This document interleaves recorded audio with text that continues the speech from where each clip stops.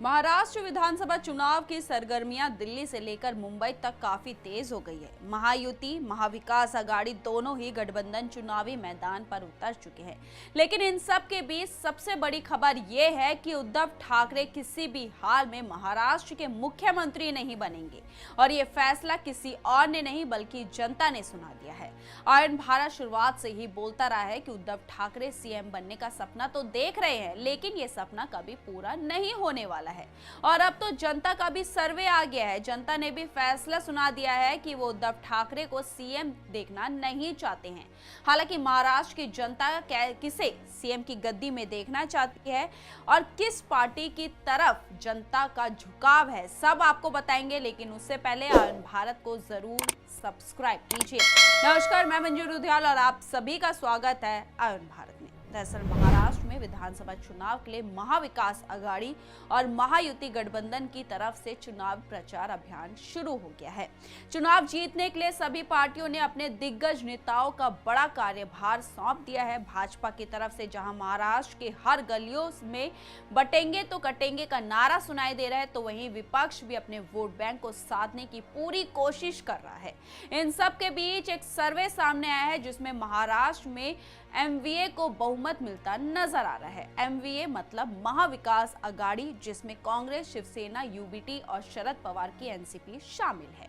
सर्वे के मुताबिक महाराष्ट्र की 288 विधानसभा सीटों में से एमवीए को 157 सीटें मिल सकती है। और तो और सर्वे में यह भी कहा गया है कि एमवीए में कांग्रेस सबसे बड़ी पार्टी बनकर उभर सकती है, जिसे 68 सीट मिलने का अनुमान है। इसके अलावा एनसीपी को 44, शिवसेना यूबीटी को 41 सीटें, समाजवादी पार्टी को 1, सीपीआईएम को 1, पीडब्ल्यूपी को 2 सीटें मिल सकती है। सर्वे की माने तो एमवीए में कांग्रेस सबसे बड़ी पार्टी बनकर उभर सकती है।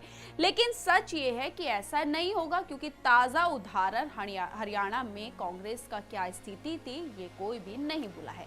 जबकि महाराष्ट्र में एमवीए में सीट शेयरिंग की बात करें तो गठबंधन में कांग्रेस के पास सबसे ज्यादा 103 सीटें हैं। इसके बाद उद्धव ठाकरे के नेतृत्व वाली शिवसेना यूबीटी के पास 89 सीटें हैं। शरद पवार की एनसीपी 87 सीटों पर अपने उम्मीदवार को मैदान में उतार रही है। बाकी 6 सीटें महाविकास आघाड़ी के सहयोगी पार्टियों को दी गई है। इस सीट शेयरिंग और सीएम के चेहरे को लेकर शिवसेना नेता संजय राउत ने कहा था कि यह आधार नहीं हो सकता कि जिसके पास सबसे ज्यादा सीटें होगी उसी पार्टी का ही मुख्यमंत्री बनेगा। अब आप खुद सोचें कि शिवसेना यूबीटी के पास 89 सीटें हैं, कितनी सीटें वो जीत जाएगी और उसके बाद उद्धव ठाकरे को मुख्यमंत्री भी बनना है। सच तो ये है कि ये कहीं से भी मुमकिन नहीं नजर आ रहा। इस सर्वे में यह भी बताया गया है कि शिवसेना यूबीटी के नेता एमवीए की तरफ से उद्धव ठाकरे को सीएम का चेहरा बताते हैं।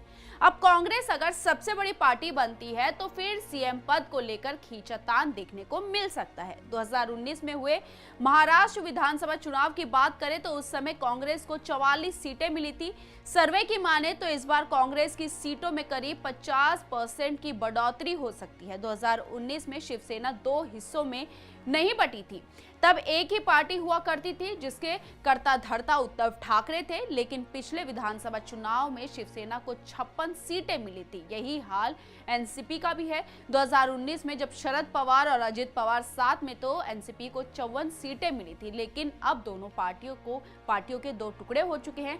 सर्वे के अनुसार महाराष्ट्र में महायुति को मात्र 117 सीटें मिल सकती है, जिसमें से सबसे अधिक बीजेपी 79 सीटों पर जीत दर्ज कर सकती है। इसके अलावा शिवसेना एकनाथ शिंदे को 23 सीटें, एनसीपी को 14 सीटें, आरवाईएसपी को 1 और अन्य को 14 सीटें मिल सकती है। हालांकि ये सर्वे ये कहता है कि महाराष्ट्र में एमवीए यानी कि महाविकास आघाड़ी जीत सकता है, लेकिन हरियाणा में सभी को पता है कि रिजल्ट क्या था। इस पर आपकी क्या राय है? अपनी राय हमारे कमेंट बॉक्स में जरूर लिखिएगा और इस वीडियो को ज्यादा से ज्यादा शेयर कीजिए। धन्यवाद।